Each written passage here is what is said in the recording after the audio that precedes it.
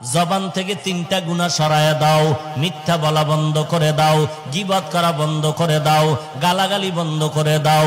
এরপরে তিনটা নেক আমল চালু করো। এক নম্বরে হাঁটতে চলতে উঠতে বসতে কার জিকির করব? এক নম্বরে আল্লাহর জিকির। আল্লাহর জিকির, আল্লাহর নামের তাসবিহ পড়ো।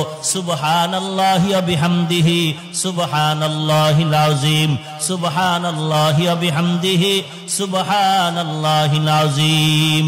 পারা যাবেনি? আল্লাহ আমাদের কবুল করেন। দুই নাম্বার, আল্লাহর জিকিরের পরে কোরআন তেলাওয়াত করো। আল্লাহর কোরআনের তেলাওয়াত আল্লাহ পাওয়ার যত মাধ্যম আছে এর মধ্যে দুইটা মাধ্যম বড় মারাত্মক গভীর। এক নম্বরে নামাজ, দুই নম্বরে কোরআনের তেলাওয়াত। বেশি বেশি কোরআন তেলাওয়াত করো। যদি কেউ বলেন হুজুর কোরআন তেলাওয়াত জানি না, কোরআন শরীফের যে কোন